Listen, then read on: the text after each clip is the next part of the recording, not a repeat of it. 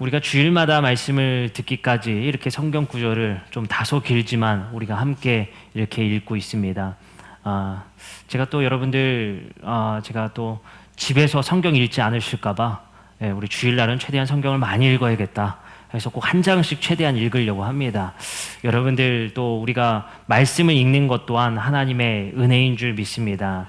그래서 읽는 것 그 자체가 하나님께서 우리에게 또 은혜를 주신다는 것 또 아시고 또 매일의 하루하루 속에서도 우리가 하나님의 말씀을 가까이 할 수 있는 우리 또 성도님들 되셨으면 좋겠습니다. 오늘 우리는 창세기 42장 말씀을 함께 듣고 또 배우고 또 은혜 받는 시간 가지려고 합니다. 저번 주는 우리가 창세기 47장의 말씀을 배우고 은혜 받았습니다. 그리고 다시 앞으로 와서 42장의 본래의 순서로 돌아오게 됐습니다.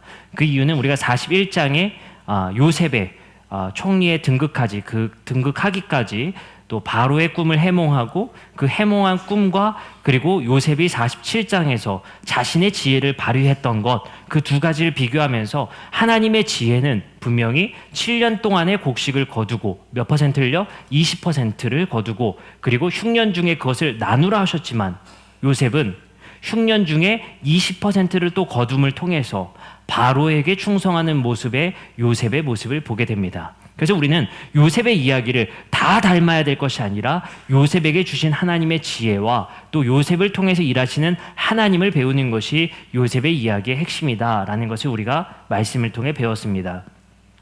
요셉의 이야기는 4가지의 4막으로 구성됩니다. 첫 번째 1막은 가나안에 거주하는 야곱 가정에 대한 서론의 이야기입니다. 2가지의 이야기가 나오죠. 노예로 팔린 요셉의 이야기. 3가지의 특징이 있었습니다. 요셉의 경솔함과 그리고 야곱의 편애, 그리고 형들의 거짓말의 이야기를 우리가 배웠습니다. 그리고 그 뒤에 이어서 다말의 이야기 우리가 배웠습니다. 그리고 나서 제2막으로 펼쳐지는 이야기는 이집트의 통치권을 쥔 요셉이 총리로 등극하는 이야기를 우리는 배우게 됩니다. 그것이 바로 39장 1절부터 41장 57절까지의 얘기입니다. 3가지의 이야기가 등장하죠. 보디발의 집에서 요셉, 그리고 옥중의 해몽가로서 요셉, 그 다음에 2인자로서 총리에 등극하는 요셉 이야기가 39장에서 41장까지 등장하게 됩니다. 오늘 본문은 바로 제3막, 야곱의 가정의 화해의 이야기입니다. 화해의 이야기는 42장 1절부터 46장 27절까지 이루어집니다. 그리고 제 마지막 4막은 이집트에서 복을 받은 가족이 약속의 땅을 기대하는 이야기로 45장부터 50장의 이야기로 마지막 4막이 끝나게 됩니다. 오늘은 제 4막의 이야기, 총 4막의 이야기 중에 제 3막의 이야기, 야곱 가정의 화해의 이야기인 42장의 말씀을 배우게 되는 것입니다. 이 3막의 이야기는 1막의 이야기와 당연히 연결되게 됐죠.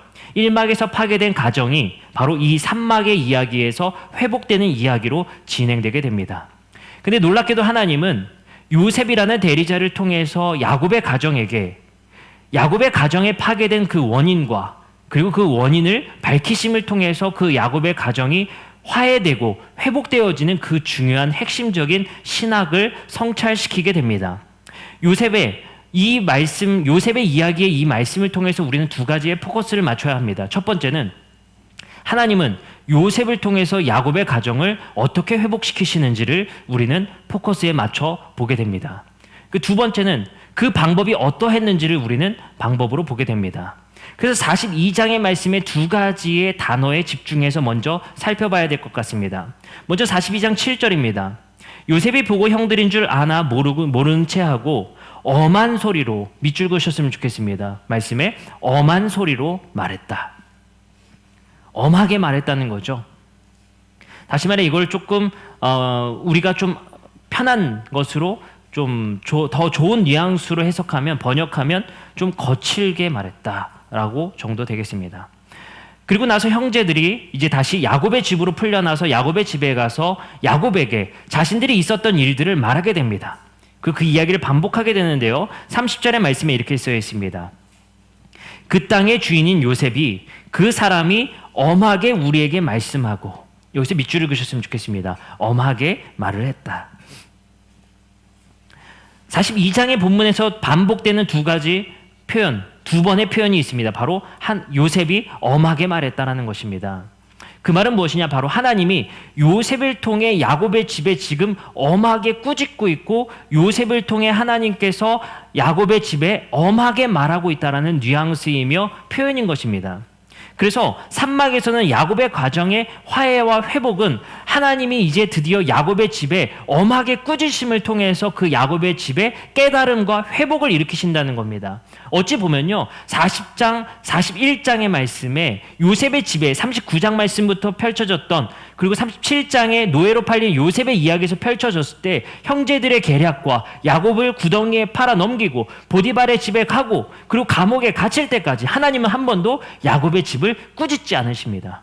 근데 드디어 하나님이 나타나시는 것이 아니라 요셉을 사용하셔서 야곱의 집을 꾸짖게 되시는 것입니다. 그 꾸짖음의 내용이 무엇이며 그 꾸짖음의 내용을 통해 야곱의 집이 어떻게 회복되며 화해를 이루어가는지 우리가 말씀을 통해 배우고자 하는 것입니다. 첫 번째 방법은 그것입니다. 직면인 겁니다. 직면.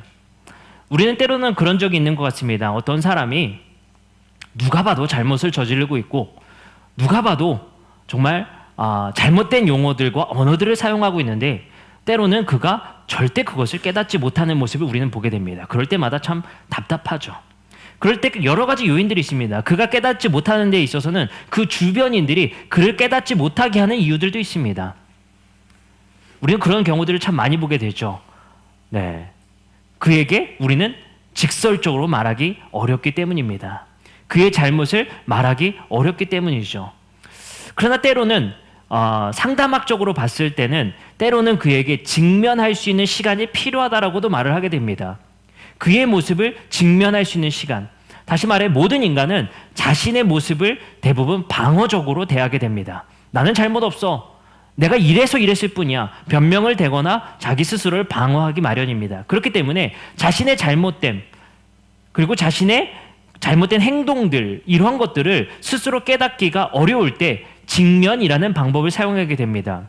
요셉도 마찬가지였던 것 같습니다. 오늘 이야기의 흐름 속에서 드디어 흉년이 찾아와서 야곱의 집이 애굽으로 갔을 때 야곱의 형제들은 요셉을 발견하지 못합니다. 워낙 스타일도 또 달라져 있었겠죠. 그리고 워낙 장성한 때였기 때문에 요셉을 알아채지 못합니다. 하지만 요셉은 형들을 정확하게 알게 되죠.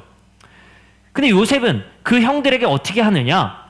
시므온 한 사람을 감옥에 가둬서 그리고 베냐민을 데리고 오게 합니다. 베냐민은 요셉과의 친형제 동생 관계인 거죠. 그를 데리고 오게 하죠. 근데 거기서 중요한 것은 시므온을 억류시킴을 통해서 다시 말해 감옥에 가두고 형제들에게 마지막 막내를 데리고 오게 하는 방법을 쓰게 됩니다. 여기서 형제들은 이런 고백을 하게 됩니다. 21절과 24절입니다. 그들이 서로 말하되 우리가 아우의 일로 말미암아 범죄하였도다. 그가 우리에게 애걸할 때의 그 마음의 괴로움을 보고도 듣지 아니하였고 이 괴로움이 우리에게 임하였다. 르우벤이 그들에게 대답하여 이르되 내가 너희에게 그 아이들을 대하여 죄를 짓지 말라고 하지 아니하였더냐. 그래도 너희가 듣지 아니하였느니라. 그러므로 그의 핏값을 치르게 되었도다 하니 그들 사이에 통역이 세웠으므로 그들은 요셉이 듣는 줄 알지 못하였다. 요셉인 그들을 떠나고 울고 다시 돌아와 그들과 말하다가 그들 중에서 시므온을 끌어내어 그들의 눈앞에 결박하게 됩니다. 이 방법을 쓰면서 그 과정 속에서 계속해서 야곱의 형제들은 요셉을 떠올리고 그에게 잘못했던 결과가 우리에게 이루어지고 있다는 사실을 직면하게 되고 알아채고 있다는 사실입니다. 다시 말해 하나님은 시므온을 가둬둠을 통해서 요셉을 통해 이 방법을 쓰게 됨을 통해서 과거 속에 수십 년 동안 지났었던 요셉에 대한 이야기를 망각했던 야곱의 형제들에게 다시 그것을 깨닫게 하게 된다는 것입니다. 그 이야기가 왜 깨달을 수 있었을까요? 직면이기 때문에 그렇다는 겁니다. 왜요? 요셉을 그 구덩이에 가둬버린 것처럼 시므온을 가둬둠을 통해서 깨닫게 하시고, 두 번째는 그 가둬둠이 당연한 결과로서의 가둬둠이 아니라 억울하게 갇혀짐을 통해서 그 억울함을 이해시키고 있다는 것입니다. 시므온이 갇힌 바 되었을 때 얼마나 억울함을 마음이 있었겠습니까? 정말 황당한 일이죠. 곡식 얻으러 갔다가 정탐꾼으로 몰려서 억울하게 감옥에 갇혀짐을 통해서 그들이 점차적으로 깨닫게 되는 것입니다. 그래서 첫 번째는 요셉은 시므온만을 가둔 것이 아니라 모두를 가두게 됩니다. 그 억울한 갇혀짐, 그리고 억울한 옥살이를 통해서 그들에게 요셉이 당했었던 그 상황을 다시 그 장면을 깨닫게 하시고 체험시키게 하심을 통해서 자신들이 요셉에게 잘못했던 그 사건, 시간이 흘러서 자신들이 이제 봉합된 줄 알았었던 사건, 지나간 줄 알았었던 그 사건을 다시 상기시키고 깨닫게 하심을 통해서 그들에게 죄를 고백할 수 있는 그 시간을 주시더라는 겁니다. 두 번째는 바로 하나님을 두려워하게 하는 시간을 허락하십니다. 하나님은 요셉을 통해 하나님을 경외하는 것을 알려주시게 됩니다. 18절의 말씀입니다. 사흘 만에 요셉이 그들에게 이르되 나는 하나님을 경외하는 자이다 라고 말하게 됩니다. 이 얼마나 황당한 이야기입니까?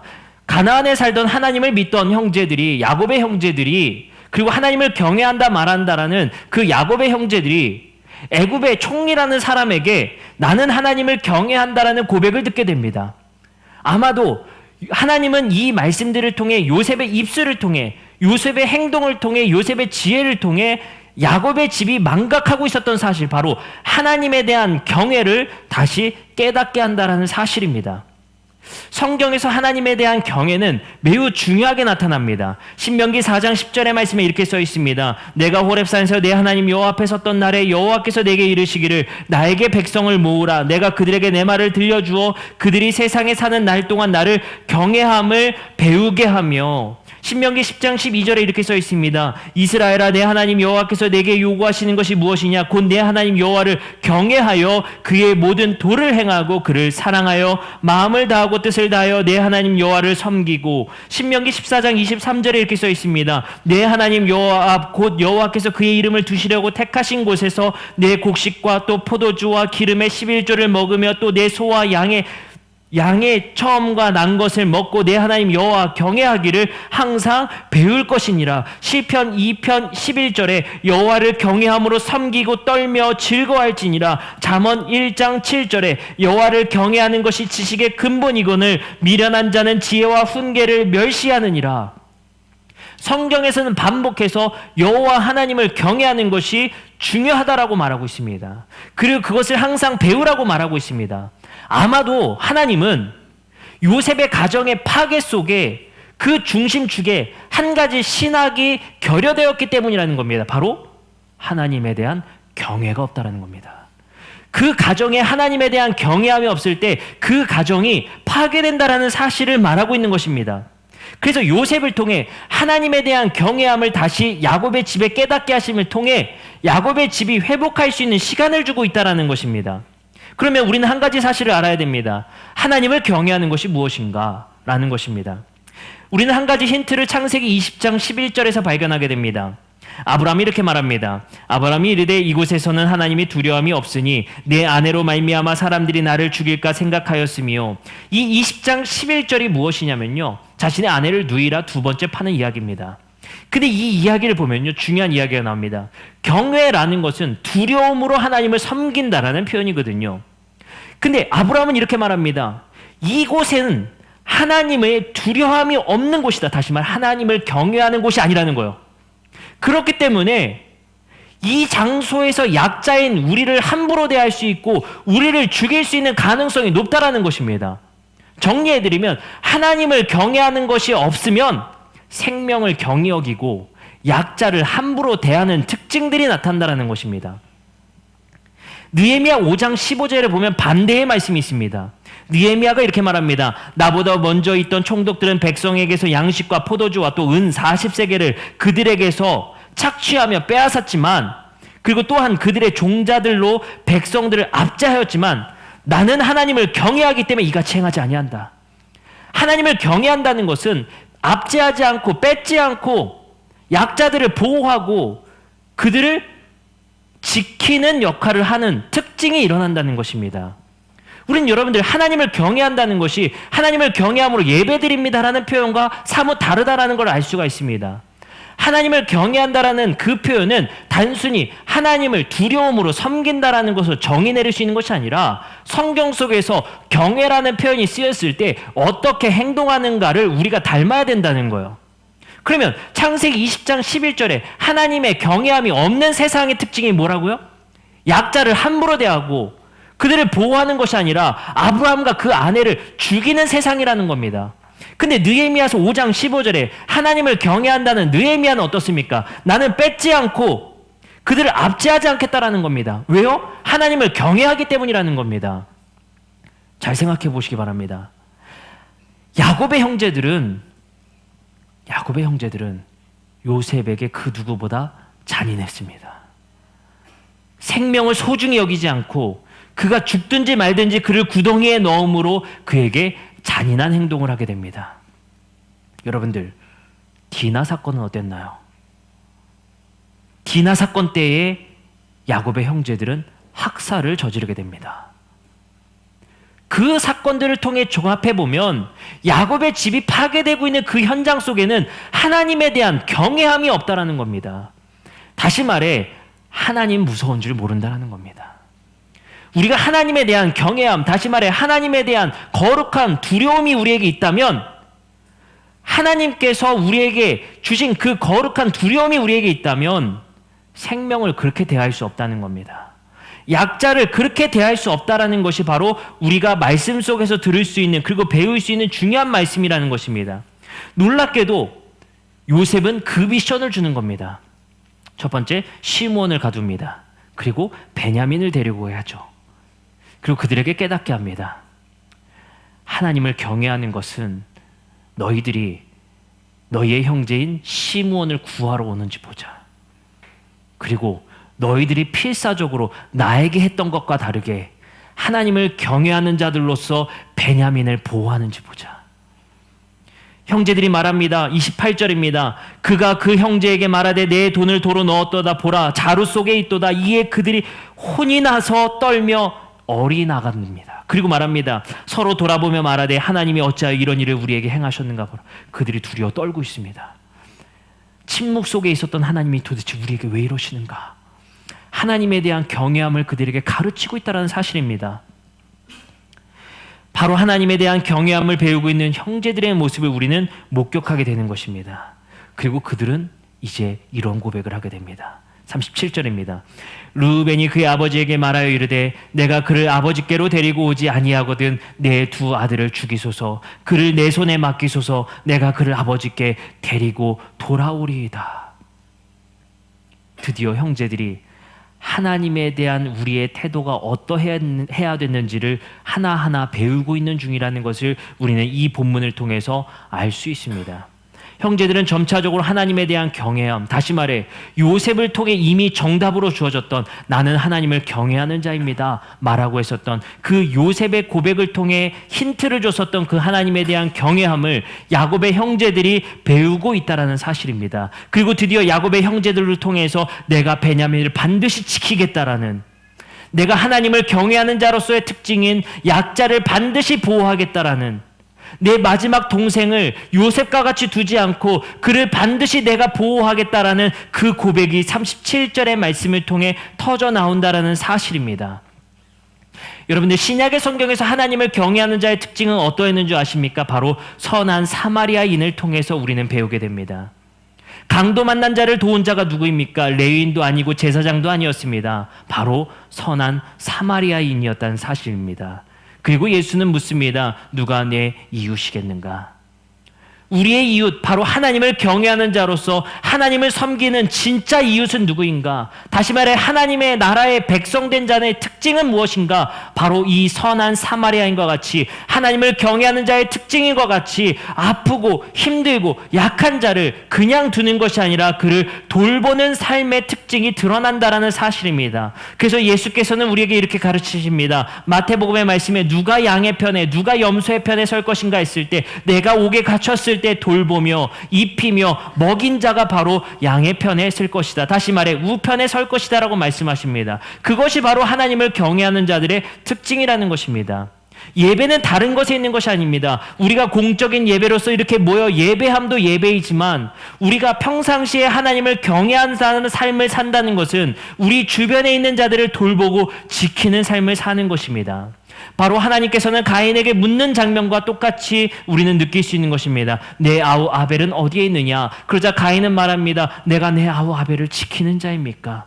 가인의 죄는 바로 그에게 약자였던 동생을 보호하는 자가 아니라 그를 죽이는 자였다는 것입니다. 그 정확한 정답은 무엇이었을까요? 바로 나는 내 아우 아벨을 지키는 자였습니다 라고 말했어야 된다는 것입니다. 바로 우리 교회가 하나님을 경외하는 교회가 된다는 것은 우리 주변의 이웃들을 돌보고 지키는 역할로서의 우리 교회가 바로 그 보호의 장소가 되어야 된다는 것입니다. 세상의 약자가 이 교회에 들어왔을 때 보호함을 받고 우리 주변의 이웃을 돌봄을 통해서 이 교회가 하나님을 경외하는 교회 되었으면 좋겠습니다. 우리의 삶에 하나님을 경외한다라는 고백, 하나님을 경외한 자들의 삶의 특징이 어떻게 일어나겠습니까? 우리 주변에 있는 이웃의 약자들을 보호하고 돌보는 것이 우리의 삶에 나타나져야 한다는 것입니다.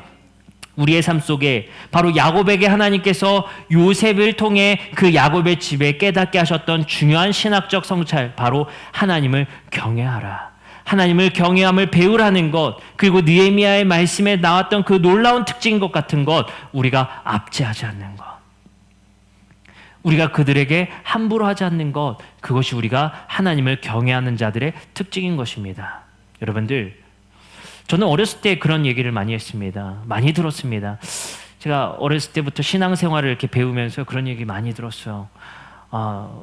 나중에 너 천국 가면은 하나님이 CCTV 다 돌려본다. 그거 제가 얼마나 그게 무서운지 몰라요. CCTV로 돌려보면 그거 어떻게 합니까? 우리가 하나님 안 계신 때, 우리가 없을 때, 우리가 부지 중에 많은 죄를 짓지 않습니까? 그때마다 우리의 특징들이 뭡니까? 하나님 안 계시니까 망각 속에, 하나님의 부재 속에 그러한 일들을 저지르게 됩니다. 야곱의 집도 마찬가지입니다. 하나님께서 개입하시지 않는 이 시나리오 가운데 야곱의 집은 하나님을 점점 더 망각하고 있다는 사실입니다. 우리의 삶도 마찬가지겠죠. 우리는 늘상 하나님의 부재와 망각 속에서 살아가게 됩니다. 그 안에 우리는 중요한 결여가 생기게 되겠죠. 하나님을 경외한다라는 그 사실을 망각하게 되고 우리의 그러한 신학적 부재 속에 살아가게 됩니다. 우리는 사실 그 하나님을 경외한다라는 그 표현과 하나님을 경외한다라는 그 삶을 살아간다는 것을 대부분 우리는 어떻게 생각하나요? 주일에 예배 드리는 것, 11조하는 것, 헌금하는 것, 교회 봉사하는 것으로 정의 내리기 마련입니다.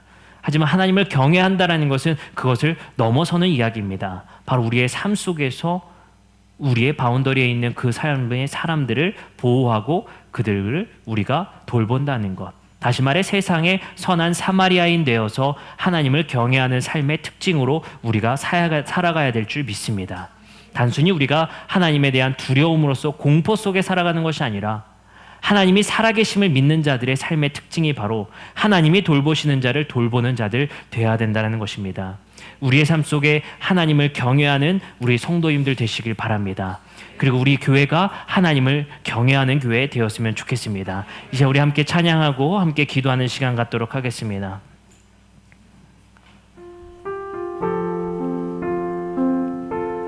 우리 시간 함께 찬양할 때 하나님이 우리를 창조하시고 그리고 하나님은 우리가 경외할 만한 분임을 우리가 알고 있습니다. 그 하나님을 경외하는 자들의 특징은 단순히 종교인이 되는 것이 아니라 우리의 삶 속에서 하나님을 경외하는 자의 삶의 특징이 일어나야 된다는 사실입니다. 이만큼 종교의 의식을 드렸어요가 우리의 고백 속에서 나오는 것이 아니라 하나님, 우리의 삶 속에 하나님을 경외하는 삶 살고 싶습니다. 하나님을 경외함이 없는 세상의 악함을 우리는 보게 되고 하나님을 경외하는 자들의 삶의 특징을 통해 하나님 경외함 없는 세상 속에 선을 구하고 그 악을 떨쳐내는 것이 바로 이 교회와 우리가 해야 될 일인 줄 믿습니다.